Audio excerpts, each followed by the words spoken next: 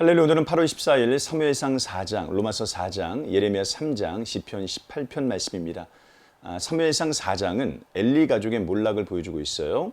이스라엘과 블레셋이 전쟁을 벌입니다. 이스라엘이 패합니다. 승리를 위해 언약궤를 가지고 오는데 그것은 하나님을 의지하는 것이 아니라 일종의 미신과 같은 것이었습니다. 하나님의 거룩한 임재를 상징하는 언약궤를 마치 부족처럼 여긴 거예요. 하나님을 의지하는 믿음이 하나도 없이 언약궤만 들여온다고 전쟁에서 승리할 턱이 없었습니다. 대패를 당하고 엘리의 두 아들은 죽임을 당합니다.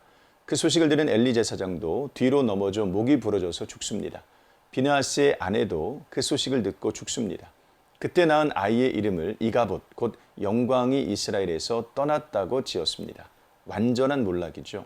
한 가정의 몰락만이 아니라 한 민족의 몰락입니다. 하나님을 모욕하는 신앙, 곧 위선적인 신앙은 하나님께서 매우 미워하십니다. 그 죄는 심판을 만날 수밖에 없습니다. 망할 수밖에 없습니다. 그러나 이 민족의 운명이 완전히 끝난 것은 아닙니다.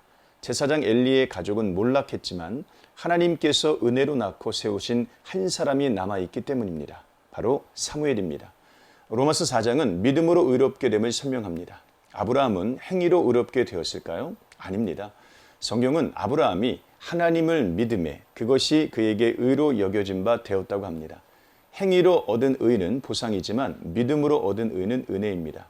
아브라함은 할례를 받고 의롭게 된 것이 아닙니다. 의롭게 되었기에 할례로 표를 받은 것입니다. 그러므로 할례도 의로움의 근거가 될 수 없어요. 바울은 계속해서 아브라함의 믿음이 의로 여겨졌다는 논리를 펴니다. 유대인들이 자신들의 조상으로 여기는 아브라함이 행위가 아니라 믿음으로 의롭게 되었음을 가르쳐서 오직 믿음으로만 의롭게 되는 복음의 소식을 전하기 위해서죠. 사람의 행위가 아니라 하나님의 은혜가 인생과 역사 속에 새로운 일을 시작합니다. 예레미야 43장은 유다 백성들의 지긋지긋한 불신을 전해요. 처음에는 예레미야의 말대로 하겠다고 했던 그들이 마음을 바꿉니다. 예레미야에게 거짓을 말한다고 비난합니다. 그들은 예레미야를 통해서 전달된 하나님의 말씀에 또 순종하지 않고 애굽으로 도망가죠.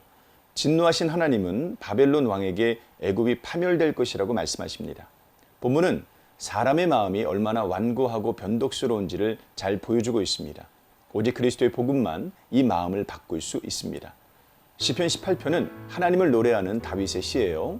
이 시편은 새 마음을 품고 있는 사람이 어떤 심정인지를 잘 보여줍니다.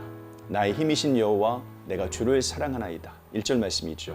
새 마음을 품은 사람은 하나님을 사랑합니다. 하나님을 자신의 모든 것으로 여기죠. 하나님께 의지하고 아뢰입니다. 자신을 두렵게 만드는 모든 것을 들고 하나님께 나아갑니다. 하나님께서 얼마나 크고 강하신지를 압니다. 그분을 향한 결단과 결심을 다짐해요. 그분을 찬양하고 예배합니다. 오늘 하루도 이런 삶 사시길 주님의 이름으로 축복합니다. 고맙습니다.